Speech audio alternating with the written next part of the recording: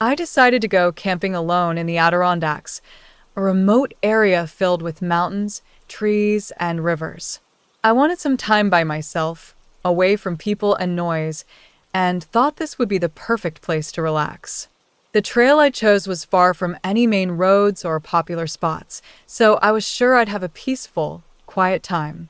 After a long day of hiking, I set up my tent and prepared for the night. I had my little fire going, cooked some food, and watched the sky grow darker.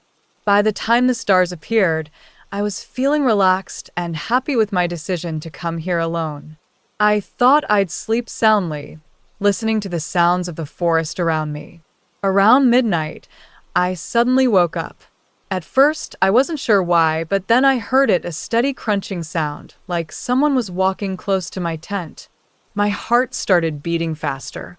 I lay still, straining my ears, hoping it was just an animal. But these weren't the quick, light sounds of a deer or a raccoon. They were heavy, slow footsteps, almost like a person was carefully circling my tent. The footsteps paused, then continued around the other side. I held my breath, barely daring to move.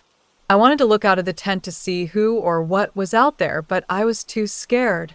Instead, I reached for my flashlight and bear spray, gripping them tightly in my hands, just in case. Minutes passed, and the footsteps stopped. I started to think maybe I'd imagined the whole thing. But then, I heard something even stranger.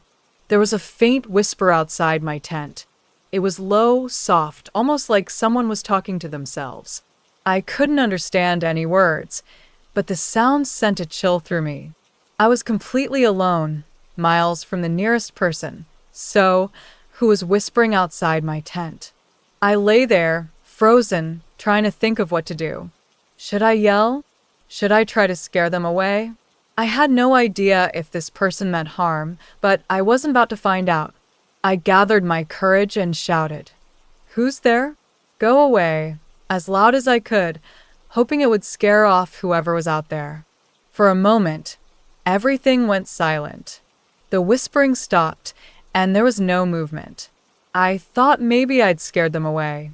But then, I heard the sound of the zipper on my tent, just barely moving. It was like they were testing it, trying to see if they could get in without me noticing. I panicked and shouted again, as loud as I could, and the zipper stopped. After that, there was nothing. No footsteps, no whispering. Just silence. My heart was racing, and I could feel myself sweating despite the cold night air. I lay there for hours, not daring to close my eyes. I listened, waiting to see if they would come back, but there was nothing. Whoever or whatever had been outside was gone. When the first light of dawn started to peek through the trees, I packed up my things as fast as I could. I didn't bother cooking breakfast or even putting out my fire properly. I just wanted to get out of there. I practically ran back to my car, my head filled with questions. Who was that? Why were they there, in the middle of nowhere? I'll never know the answer. But to this day, I'll never forget that feeling of lying alone in my tent, listening to someone or something circling me in the dark.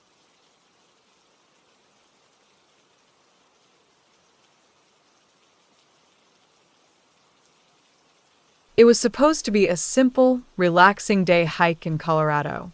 I had chosen a trail that ran along a cliff, with beautiful views of the mountains and valleys. It was narrow but manageable, and I felt confident as I walked alone. The weather was perfect, with the sun shining and a light breeze. I was excited to spend the day in nature, surrounded by nothing but trees and fresh air. The trail was challenging, but I was careful. I had been hiking for a while and was enjoying the amazing views from high up. Looking out, I could see the mountains stretching far into the distance, and below me, the land dropped off steeply. It was beautiful, but a little scary. One wrong step, and there was a long way down. At one point, the path became even narrower. I took each step slowly, watching my feet to make sure I didn't trip. Then it happened. My foot landed on a loose rock. I didn't notice it at first, but as I put my weight on it, the rock started to slide. I felt myself tipping forward, and suddenly I was falling toward the edge. In a panic, I grabbed at anything I could reach. My hand found a small root sticking out from the side of the trail. I gripped it as hard as I could, holding on with all my strength. My feet were dangling over the edge, and I could feel the emptiness below me. My heart was pounding so hard that I thought it would burst. I looked down, and a wave of fear washed over me. There was nothing but open air between me and the valley hundreds of feet below. If I slipped, I knew I wouldn't survive the fall. I tried not to think about it and focused on the root in my hand. It was thin, barely strong enough to hold my weight. I could feel it starting to give way, the small fibers straining against the pull. Using every bit of strength I had, I slowly pulled myself back. Inch by inch, I managed to get one foot onto solid ground, then the other. Finally, I was able to roll away from the edge, collapsing onto the trail. I lay there, shaking, my heart still racing from the close call. I couldn't believe what had just happened. One loose rock, and I had almost fallen to my death. As I lay there catching my breath, I realized just how alone I was. If I had fallen, no one would have known. There was no one around for miles, and it could have been days before anyone found me. I felt a deep chill, not just from the close call, but from the thought of how easily it could have all ended. After a few minutes, I sat up, trying to calm myself. My hands were sore from gripping the root, and my legs felt weak, but I was alive. I took a few deep breaths and gathered my things. I knew I couldn't stay there, but I also knew I'd have to be even more careful. Every step back felt heavier than before, and I kept looking down at the ground, making sure every rock was solid. By the time I reached the trailhead, I was exhausted, not just physically, but mentally. That one moment had changed me. I realized how quickly things can go wrong in nature, especially when you're alone. Now, I don't take any step for granted on a hike, and I'm always aware of how powerful and unpredictable nature can be.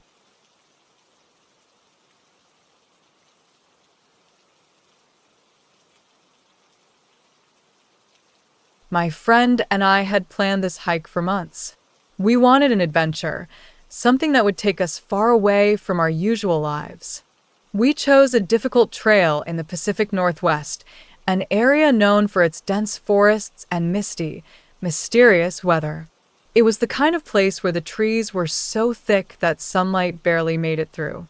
The forest had a quiet beauty to it, but it also felt a bit eerie.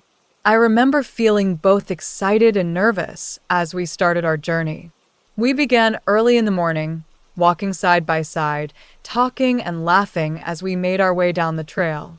We didn't see anyone else all day, which made the forest feel even more wild and untamed. The mist floated around us, clinging to the trees and making everything look a little blurry. It felt like we were the only two people in the whole world. At one point, we came across a small path leading off the main trail. My friend suggested we split up for a bit. He had heard there was a beautiful waterfall down the side path, and he wanted to go check it out. I was a little hesitant about splitting up, but he insisted he wouldn't be gone long. He said he'd meet me back on the main trail after he'd taken a few pictures. "Go on ahead," he told me. "I'll catch up with you in half an hour." I agreed, and we said a quick goodbye. I kept walking along the main trail, glancing at my watch every so often, expecting him to catch up soon. But 30 minutes passed, then 45, and I started to get worried. I thought maybe he had just gotten caught up in taking pictures or exploring a bit more, but something didn't feel right. After about an hour, I decided to go back and check on him. I walked quickly back to the side path he had taken, calling his name as I went. "John, are you there?" I shouted, hoping to hear him call back. But there was only silence. The forest around me was completely still, with only the soft rustling of leaves in the wind. I kept walking, my worry growing with every step. When I reached the spot where he should have been, there was no sign of him. I looked around, calling his name louder this time. John. "Where are you?" But there was no answer. I walked all around the area, searching for any trace of him, footprints, something he might have dropped, anything. But it was like he had simply vanished. The minutes turned into hours, and my worry turned into panic. I retraced every step, calling his name until my throat hurt. I tried to think logically, telling myself he was probably just lost or had gone a different way back to the main trail. But I couldn't shake the feeling that something was very wrong. As the sun began to set, the forest became darker and colder. I knew I couldn't keep searching by myself in the dark, so I reluctantly made my way back to the trailhead and found a park ranger station. I told them everything, hoping they could help me find him. The rangers took my story seriously and quickly organized a search party. They told me to wait and rest while they went out to look for him. I stayed near the station, feeling helpless, unable to do anything but hope they would find him soon. The search continued for 2 days. The rangers and volunteers combed through every inch of the trail, searching near the waterfall and all the nearby paths. I joined them, calling out his name over and over, but there was still no sign of him. It was as if the forest had swallowed him up. There were no footprints, no scraps of clothing, no backpack, nothing. He had completely disappeared. On the 3rd day, the search was called off. I remember feeling a mix of sadness, confusion, and guilt. I kept asking myself if there was something I could have done differently. Should I have gone with him to the waterfall? Should I have insisted that we stick together? The questions haunted me, and I didn't have any answers. I returned home alone, carrying a heavy weight of sadness and uncertainty. I had to tell his family what had happened, but I could barely understand it myself. How could someone just vanish like that? To this day, I still think about that trip and wonder what happened. I think of all the possibilities. Maybe he got lost, maybe he fell, or maybe something else happened that I can't even imagine. The forest can be beautiful, but it's also vast and mysterious. That hike taught me a painful lesson, that nature can be unforgiving, and sometimes people disappear without a trace. Even though it's been years, I still hear his voice in my head, telling me he'd catch up soon. I can still see his smile as he walked down that side path, completely unaware that it might be the last time we'd see each other. I don't go hiking as often now, especially not alone, and I never leave the trail. Every time I step into the forest, I feel a mix of awe and fear, remembering how easily things can go wrong. I always tell others to stay close to their friends and to be careful because once you're lost in the forest, it's a different world, a world that doesn't always give people back.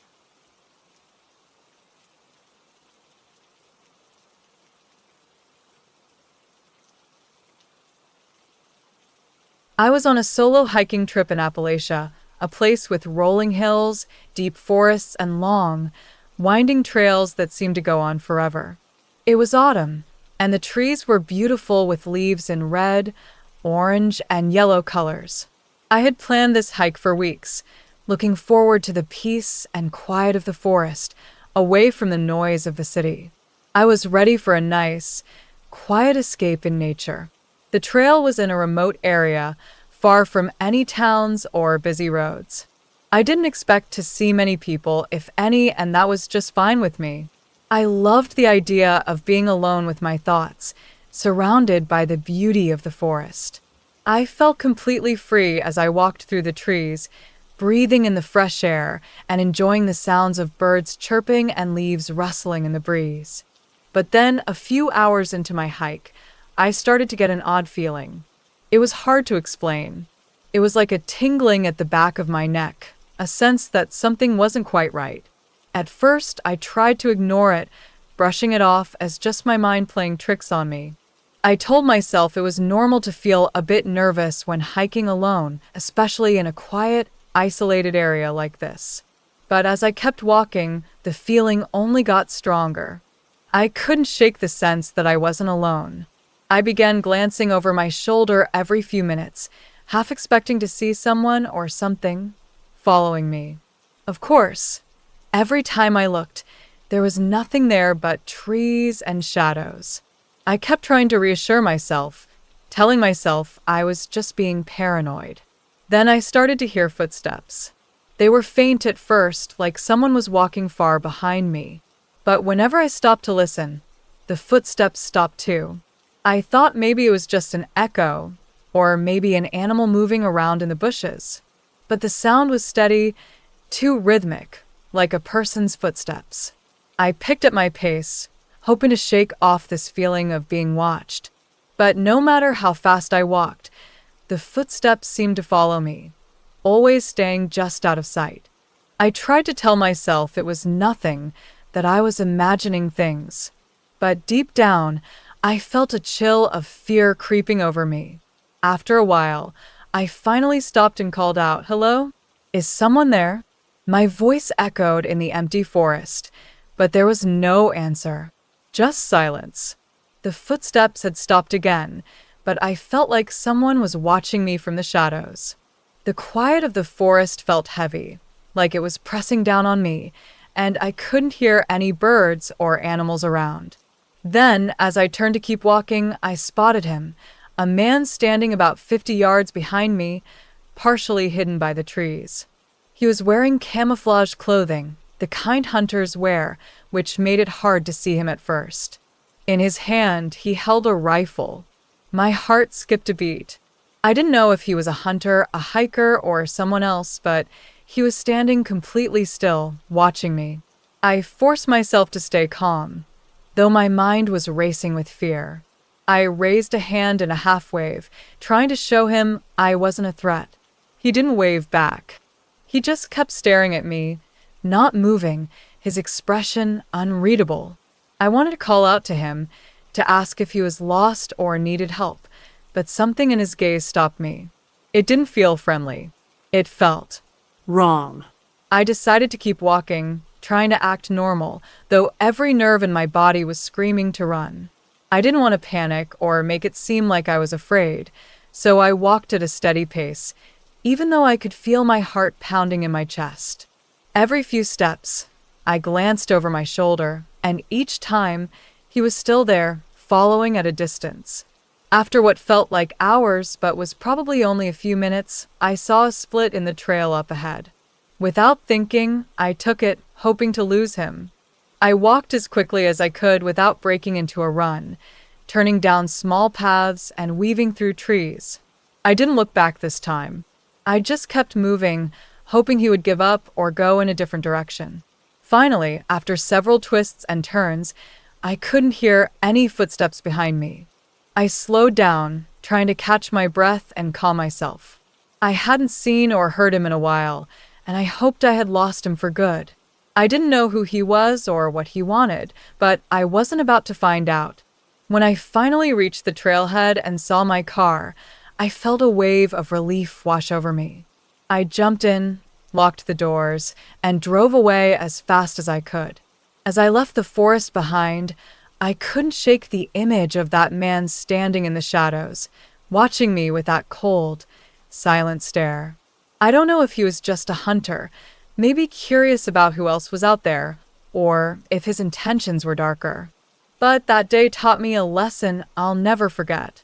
The forest is beautiful, but it can also hide things and people that you don't want to meet. Since then, I've been more careful about where I hike and who I trust, especially when I'm alone.